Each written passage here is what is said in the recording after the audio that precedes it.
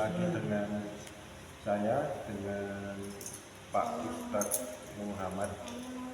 Hari ini topik yang dibicarakan adalah mengenai wakaf. Wakaf itu apa, Pak Ustadz? Wakaf yang keliru karena ada di pembahasan tajwid juga namanya wakaf. Wakaf kan berhenti, seperti ini ilmu tajwid ya, bacaan Quran. Wakaf itu berhenti ketika di tempat-tempat yang sudah ditentukan, ada wakaf lazim.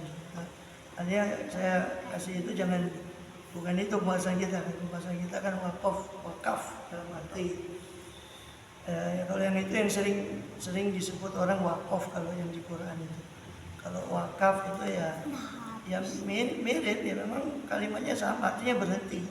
Soalnya wakaf itu artinya berhenti, di bacaan Quran itu wakaf lawan dari wasol, bacaan yang menyambung.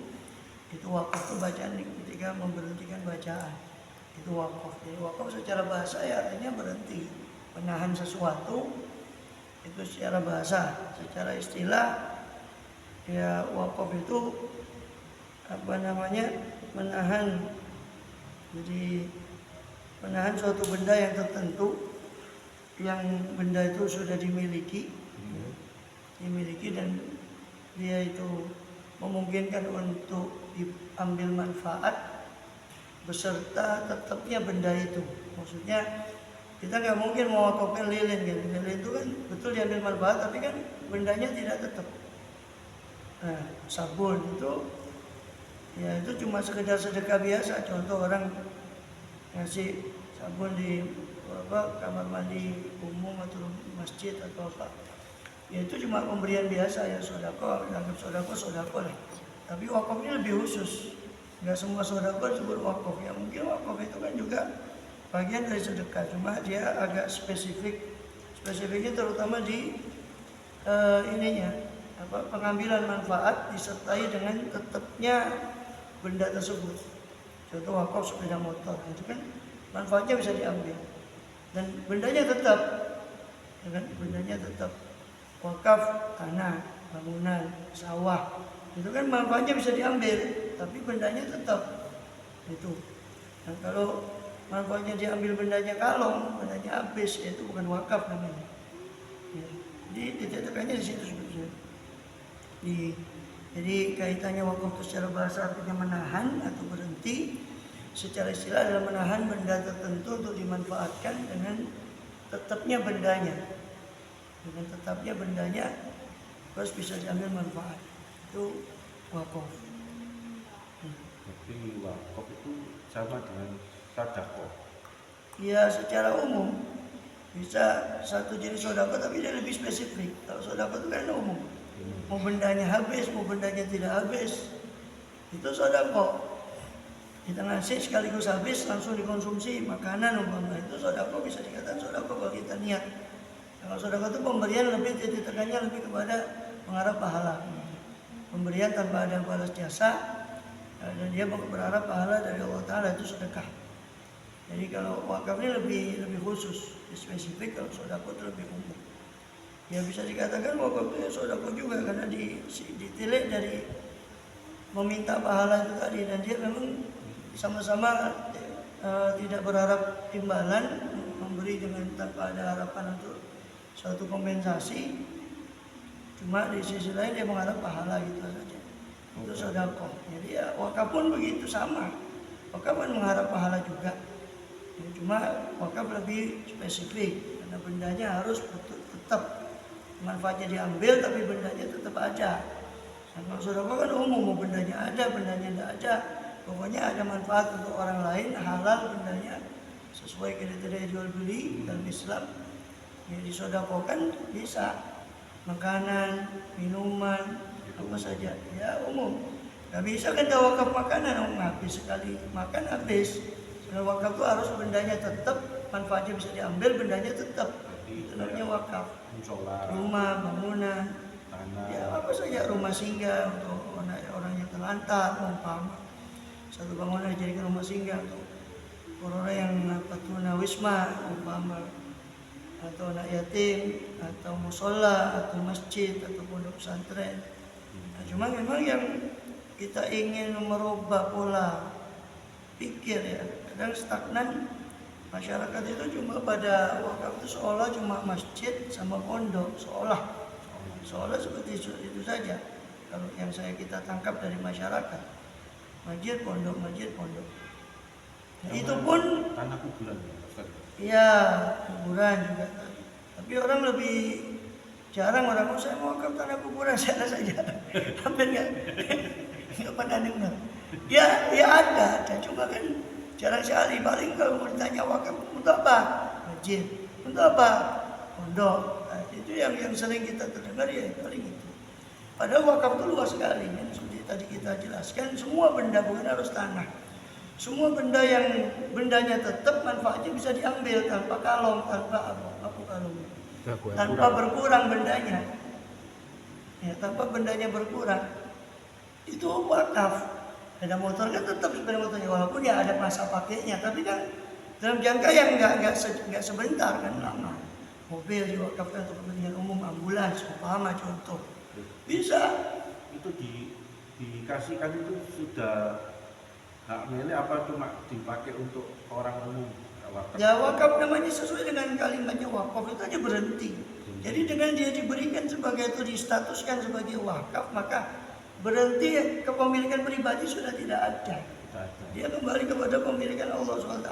Cuma dalam fikih wakaf itu ada yang disebut sebagai nazir. Nah, nazir itu namanya pengawas wakaf. Nah, itu intinya kata kuncinya dalam wakaf itu bahwa syarat sifat wakaf yang diucapkan wakaf itu dalam tanda kutip itu seolah kalimat suci yang harus diikuti. Apa kata wakaf? Wakaf bilang ini hasilnya cuma untuk ini, umpama sawah boleh diwakafkan. Sawah ini saya wakafkan hasilnya untuk santri umpama. Atau sawah ini saya wakafkan hasilnya untuk orang-orang yang mengajar, para alim, para ulama yang mengajar agama umpama. Boleh. Ya, tapi ya sesuai dengan apa yang disabdakan atau diucapkan dalam tanda kutip oleh si pewakaf itu harus diikuti. Termasuk masalah pengawas wakaf, dia ingin mengatakan saya sendiri yang akan mengawasi wakaf itu. Setelah saya meninggal maka pengawasan wakaf saya serahkan kepada fulan atau kepada anak saya, boleh. Kepada keturunan saya, boleh.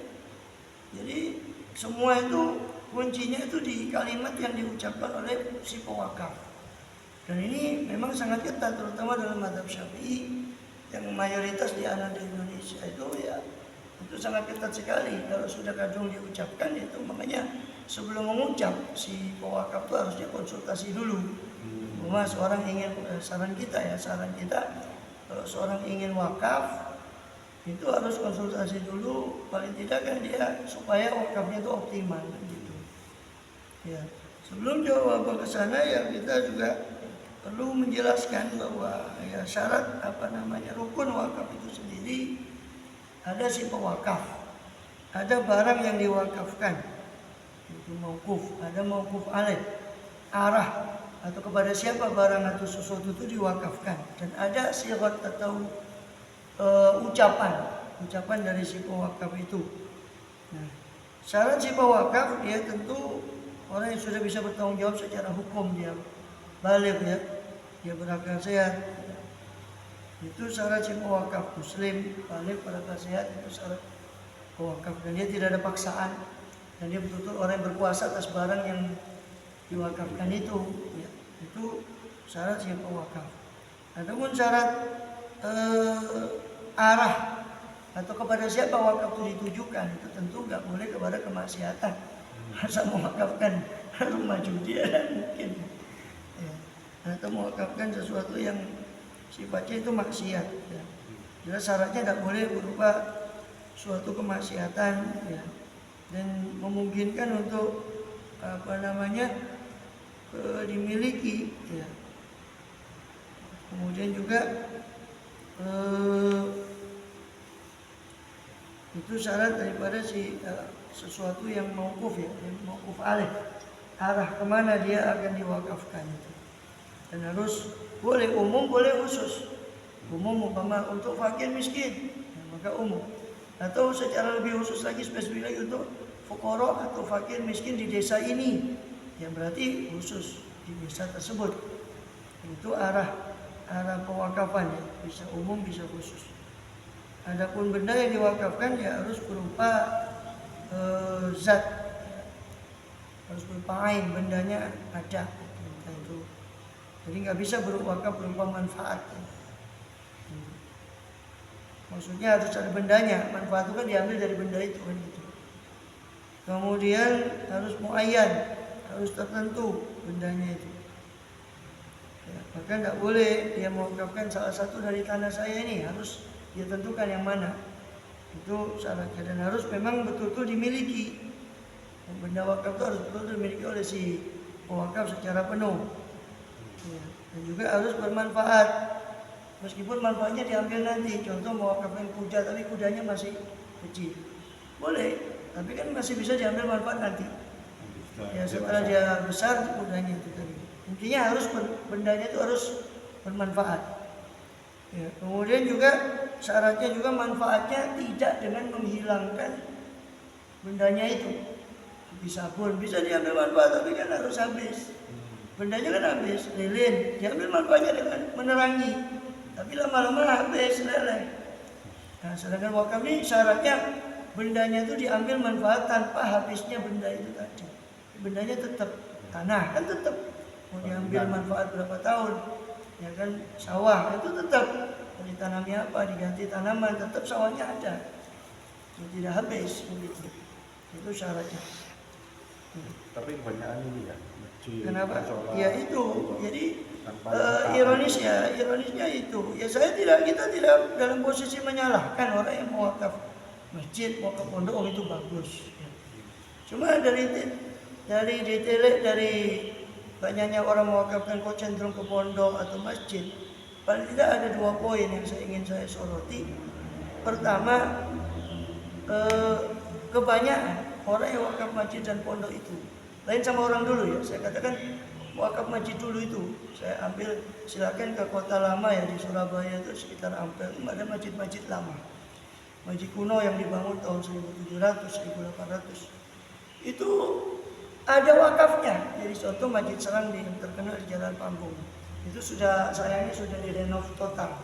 Dulu tahun 90-an itu masih ada bangunan asli berupa kayu-kayu besar, kayu jati zaman dulu. Itu dibangun tahun 1800, awal 1800. Kalau nggak salah sebelum itu, cuma itu renovasinya yang saya pernah lihat itu renovasinya pertama kali 1800 awal, mungkin dibangunnya sebelum itu. Dia punya toko di bawah, jadi yang diwakafkan itu di atas, bagian atas. Perlu diketahui bahwa masjid itu kalau sudah diwakafkan satu lantai sebagai masjid, maka ke atas sampai langit ke-7 itu wakaf. Mau dibangun berapa tingkat itu akan berlaku wakaf, tapi ke bawah tidak. Makanya tokonya itu dia berada di bawah masjid supaya tidak kena wakaf. Kalau dari wakaf dari bawah sudah diwakafkan masjid, ya tidak bisa. Ya sudah, ke atasnya masjid semua. Maka di bawah itu toko, baru dibangunlah di lantai atas itu ya istilahnya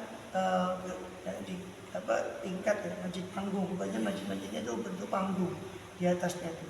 Di Jalan Panggung itu ada lagi masjid Segaf itu kuno juga itu. Terus beberapa masjid yang kuno itu rata-rata saya perhatikan mereka punya wakaf, di bawahnya itu pasti ada toko.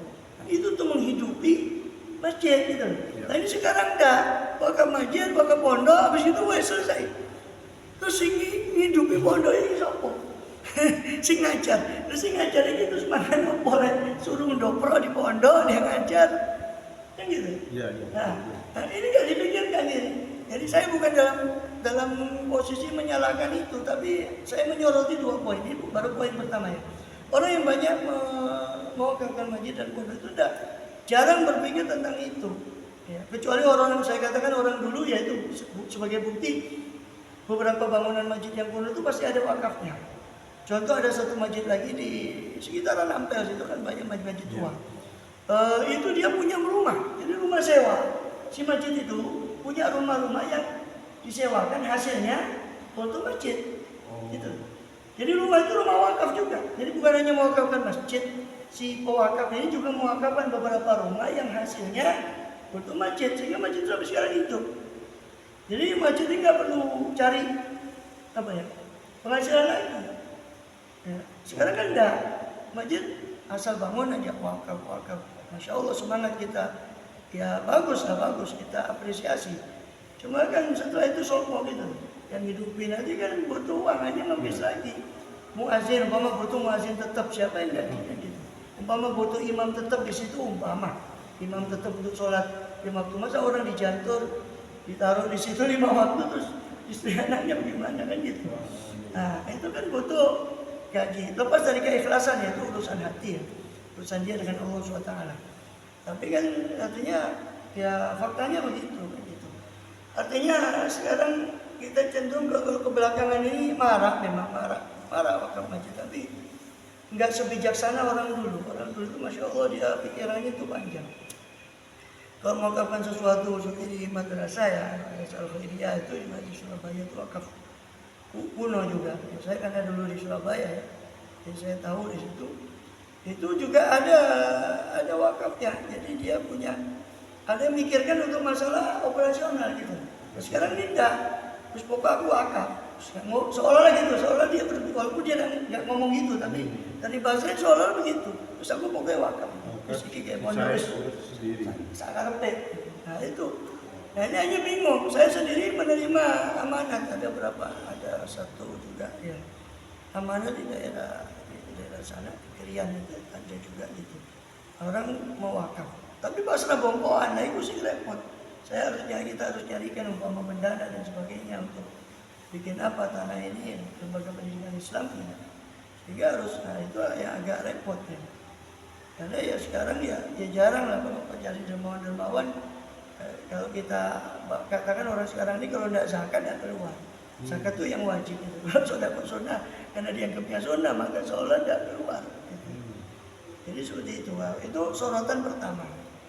Sorotan kedua dari arahnya wakaf, kalau orang itu disuruh wakaf pasti arahnya kebanyakan masjid dan pondok. Sorotan kedua, apa yang nggak ada tujuan lain wakaf itu? Padahal wakaf itu luas. Saya sudah sindir sebetulnya tadi, setiap orang mewakafkan tanah, sawah hasilnya umpama ada padi, ada macam-macam, itu digunakan untuk kebutuhan santri umpama. Di pondok ini atau di desa ini ada berapa pesantren sudah santri makanya dari sini umpama dari sawah ini, hasil sawah ini boleh. Jadi bukan hanya sekedar pondok masjid itu boleh, dan itu pahalanya siapa yang bilang itu pahalanya kecil ya kan? Dia menyangga kebutuhan pokok orang yang sedang umpama belajar ilmu agama dan sebagainya, itu justru ya juga besar gitu.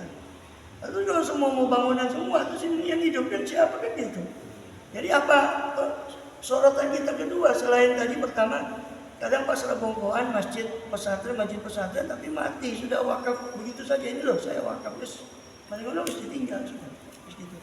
Selesai. Nah kemudian yang kedua tadi sorotannya tadi bidang wakaf itu sebetulnya luas. Apa ya cuma masjid sama bahkan Ali Habsyi itu Sohibul Maulid yang mengarang Simtud Duror yang dibaca di mana-mana itu maulidnya. Jadi Solo, di Holi, putra beliau itu salah satu di petuah ya, nasihat beliau pernah menyinggung masalah wakaf dulu di zaman awal pemerintahan Islam itu, Islam masih dalam keadaan gemilang. Itu pernah ya, di satu zaman waktu itu pernah semua itu dana sosial masyarakat itu Masya Allah ditanggung dari wakaf.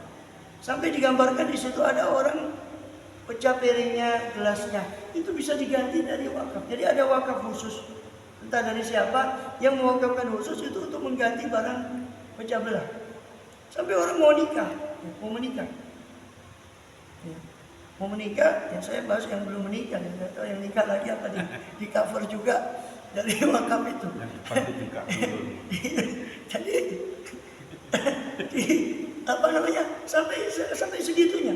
Jadi orang yang kesulitan umpama dalam biaya pernikahan itu ada yang mengcover dari dana wakaf yang memang orangnya itu mengkhususkan wakafnya itu untuk membantu orang yang tidak mampu dalam masalah pernikahan. Jadi luas sekali wakaf itu, hampir semua sektor boleh katakan zaman itu. Ketika zaman Islam masih gemilang itu hampir sektor sosial itu bisa di-cover dengan wakaf. Bayangkan bisa di-cover dengan wakaf. Kan sangat aneka ragam. Bukan hanya sekedar masjid, bukan hanya sekedar rumah ibadah, masjid atau pondok pesantren atau itu cuma dua itu. Dia paling banter yang antum bilang tadi kuburan. juga ya banyak. Kalau punya, ya jarang juga yang ada banyak di masjid pondok. Wakaf kuburan karena wakaf kuburan dan sebagainya. Ya paling langgar wakaf dan sebagainya. Sholat. Ya paling banter itu gitu. Kenapa pondok yang lain gitu loh? Apakah mereka merasa pahalanya yang paling besar itu atau yang lain seolah nggak besar? Pahala wakaf yang lain ya enggak juga. Ya, semua itu ada pahalanya, bayangkan. Seorang yang kita gambarkan contoh-contoh tadi ya, kita ambil contoh yang tadi.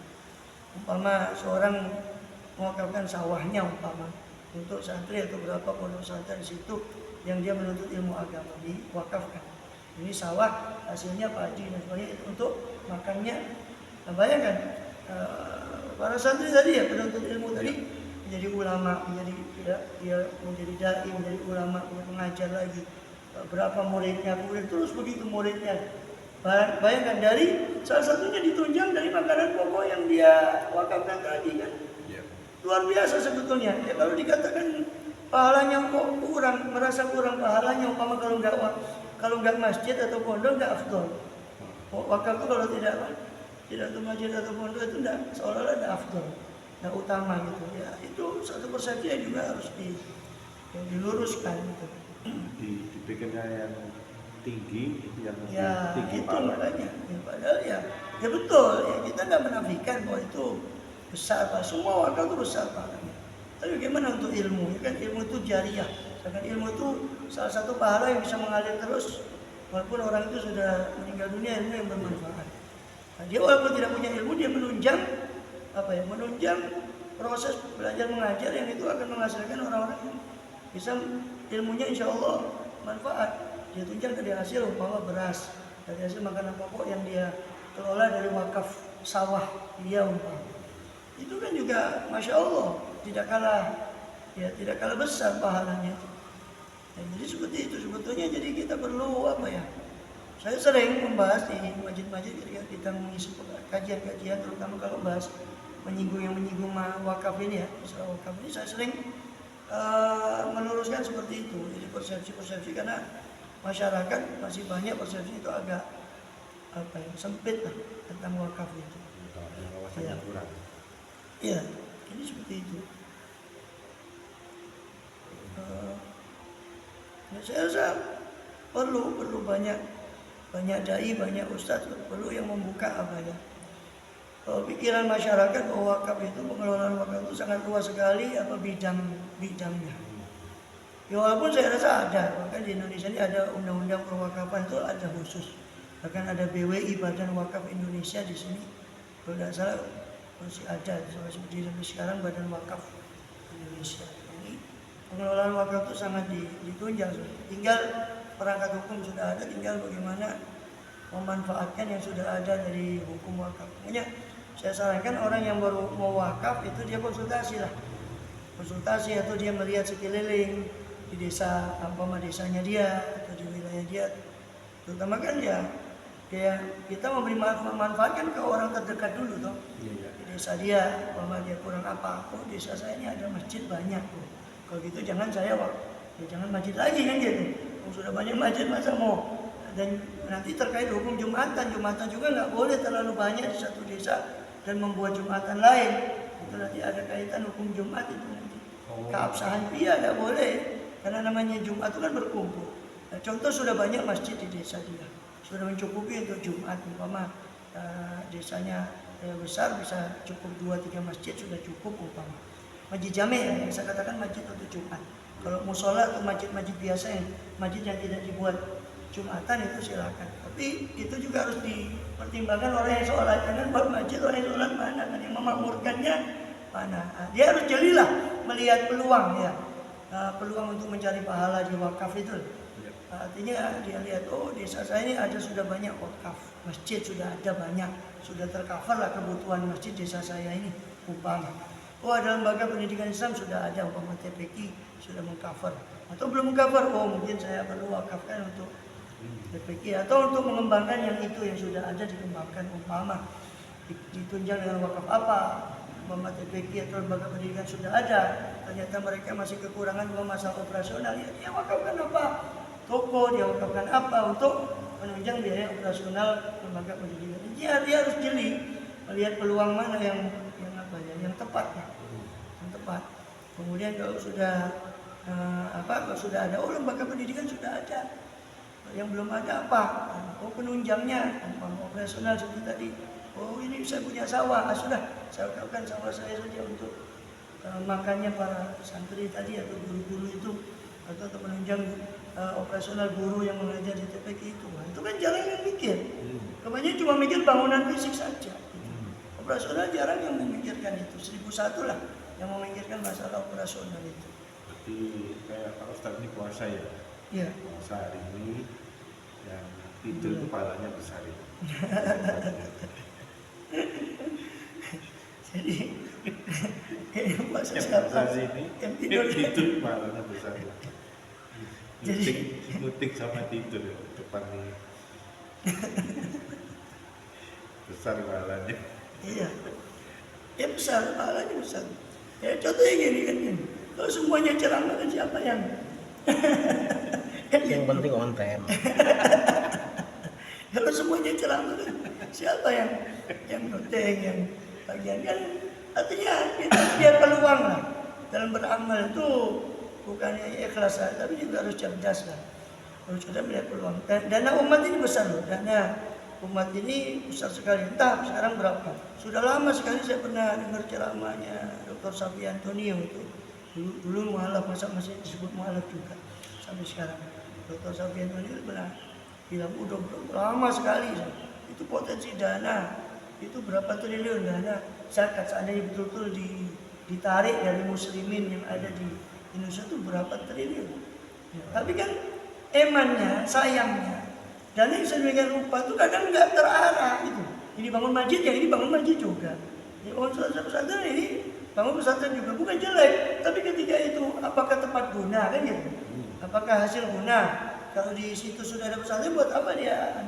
Atau kecuali kalau modelnya berbeda ya, bolehlah ya dengan tipikal yang berbeda, entah itu pembahasan. Intinya harus betul-betul jeli melihat peluang itu. Mengingat dana umat itu besar, cuma kenapa kok dari dana yang besar itu belum bisa bangkit? Gampangnya secara ekonomi saja, kemandirian ekonomi dari umat Islam kan belum betul-betul bisa bangkit kan gitu. Padahal dana konon katanya potensi dana ya, bukan dana ya, potensi dana. Potensi itu berarti kalau ditarik semua, seandainya bayar zakat semua, itu potensinya besar. Masalahnya kalau diteruskan pembahasannya, apa yang bayar zakat semua? Dari yang bayar zakat itu apakah tepat nominal yang dia keluarkan, kan itu juga jadi pertanyaan. Nah, mengingat dana umat itu besar, potensi dana itu besar, ya berarti harus betul-betul jeli. Terutama wakaf ini, masalah wakaf ini harus dia jeli. Kira-kira saya mau wakaf, kira-kira apa sih peluang? Atau kalau dia kurang bijak pikiran dia, saya ini merasa bebel pikiran saya ini nggak bisa melihat peluang, coba dia konsultasi kepada tokoh agama, tokoh masyarakat setempat. Apalagi nanti kalau masalah hukum, ini hukum wakafnya, ini harus konsultasi dengan orang yang betul-betul ngerti hukum wakaf, karena tidak semua penceramah dia bisa ceramah, tapi kan masalah hukum kan ada bidang sendiri, hukum Islam, ya, belum tentu dia menguasai, tidak semua menguasai. Nah, jadi intinya dia harus konsultasi kepada orang bijak, ya, kira-kira saya mau wakaf ini, kira-kira mau diarahkan kemana wakaf saya ini. Kalau sudah ketemu, sudah ketemu, saya harus wakaf ke sini, saya harus arahkan kemari. Nah, baru lanjut bicara hukumnya, gimana saya harus mengucapkan lafal. Mengingat tadi itu, lafaz dari pengucapan dari si wakaf itu akan menjadi undang-undang berikutnya. Dan itu kan sekali diucap itu sulit untuk dirubah. Gitu. Ya, apa yang diucapkan? Ini cuma untuk pesantren ya, berarti nggak bisa dirubah buat apa? Yang lain, umpama TPQ nggak boleh. Kalau sudah yang punya wakaf sudah bilang begitu, ya nggak bisa dirubah. Nah, makanya sebelum itu harus konsultasi, saya rasa baik ahli hukum Islam, ahli fikih, maupun orang yang bijaksana yang punya pikiran atau wawasan luas, sehingga dia bisa kasih arahan, kamu wakaf lebih baik, kamu wakaf di sini. Ini belum ada, sektor ini belum ada, yang ini belum ada menunjang, kamu wakaf untuk ini aja. Memang gitu. Ya. Sebagian lagi masih nggak lari dari wakaf. Sorotan saya ya, dari wakaf itu kadang orang itu lebih senang ngasih lembaga pendidikan, yatim piatu atau itu ngasih pasif. Jarang orang berani ya. Walaupun saya lihat satu pengusaha ini yang saya lihat, dia ngasih pasif. Padahal pengusaha besar, sektor usahanya banyak sekali, banyak anak usahanya itu banyak sekali. Mau ya kalau kata saya dalam arti mau ya satu dari usaha itu yang banyak itu wakafkan itu, sehingga nggak terus meminta terus orang pasif itu satu wakaf ya. Umpama dia punya banyak usaha, umpama toko kelontong dia punya grosir, punya itu umpama. Kan satu aja umpama dia kasih, sudah saya sudah banyak, ini sudah cukup untuk keluarga saya, untuk anak turunan saya. Ini satu saja saya wakafkan, toko ini hasilnya untuk, tapi dia tetap dikelola jalan, itu kan wakaf hidup. Nah itu lebih bermanfaat daripada dia sekedar ngasih. Contoh dia ngasih pasif, sekali lagi bukan menafikan pahala yang ngasih ya. Tetap ada pahalanya, orang namanya sedekah itu tetap ada pahalanya. Tapi coba dia pikir, dia masih hidup, oke, dia masih ngasih. Apa tentu anaknya, apakah bisa ditentukan, dipastikan anaknya punya jiwa sosial seperti dia? Atau ketika dia wafat, apakah anaknya akan meneruskan bersedekah untuk dia? Kan? Belum tentu kan itu. Nah, dengan dia mau wakaf, tinimbang aku ngasih, ketimbang saya ngasih terus sudah ini satu sektor usaha saya, toko saya ini, satu ini hasilnya saya wakafkan. Lebih enak. Dan itu selama-lamanya, selama toko itu masih jalan. Dan insya Allah kalau niatnya ikhlas, insya Allah akan jaga apa yang di sisi Allah itu ma'indallahi baq, ma'indakum yanfadu wa ma'indallahi baq. Apa yang di sisi manusia itu akan habis, dan apa yang di sisi Allah itu akan kekal. Ya, makna luas dari ayat ini, apa semua yang digantungkan pada Allah insya Allah kekal. Selama dia ikhlas karena Allah wakafnya, insya Allah jaga terus. Ini sampai dia meninggal pun tokonya tadi masih jalan, masih ada. Nah, timbang dia memberi secara pasif. Gitu. Ya saya tidak menafikan, boleh saja, bukan berarti jangan salah paham, bukan berarti kita melarang memberi secara pasif. Boleh kita kadang-kadang kita harus memberi secara pasif kadang-kadang. Ini butuhkan, masa kita mau suruh kelola toko kan tidak mungkin, orang miskin ya. Kita kasih sekaligus langsung pasif kita kasih untuk makan dia. Tapi kan perlu kita pikirkan satu organisasi besar, satu organisasi sosial atau apa. Itu kalau dikasih terus secara pasif ya akan terus begitu, akan jadi tangan di bawah terus. Kalau dia diberi satu usaha dia akan hidup. Umpama contoh itu juga nggak jauh dari wakaf. Itu juga bisa diwakafkan seperti itu. Contoh wakaf seperti itu boleh. Diwakafkan tokonya untuk kemaslahatan, untuk apa? Terserah. Itu bentuk wakaf juga, tapi jangan dilelehkan yang seperti itu kan gitu. Ya, kebanyakan cuma masjid, kemudian cuma ya pondok tadi lah, tidak lari dari itu. Tapi sektor yang lain pada masih luas sekali wakaf itu. Tergantung siapa yang mau wakafkan, niatnya, peruntukannya untuk apa itu. Nah, itu semua bergantung pada ucapan orang yang mewakafkan. Iya. Jadi intinya di sini wakaf itu dikatakan nggak harus pasif. Iya. Jadi sedekah itu tidak harus pasif. Kita berderma tidak harus pasif. Ya. Contoh yang aktif ya wakaf itu. Sedekah yang aktif akan terus, insya Allah akan terus berjalan. Sedekah yang akan terus berjalan. Wakaf itu. Dibuat menambah pengetahuan wawasan. Ya. Jadi kita bisa mengerti. Nah, makanya kan nama lainnya di hadis Nabi kan sedekahun jariyah. Wakaf itu nama lainnya sedekah jariyah, sedekah yang terus mengalir. Nah, itu nama lain dari wakaf itu. Jadi sedekahun jariyah yang dimaksud di hadis itu tidak lain, para ulama menafsirkan sebagai wakaf itu. Nama lainnya sedekah jariyah. Oke. Jadi ini bisa menambah wawasan pengetahuan kita. Jadi kita intelektual istilahnya kita tidak ada. Jadi kita tukar pendapat, pertanyaan sama dengan Pak Ustadz ini. Nah, ini kita sudahi dulu. Ya. Sampai di sini dulu. Nanti episode selanjutnya kita ganti topik lagi. Assalamualaikum. Assalamualaikum.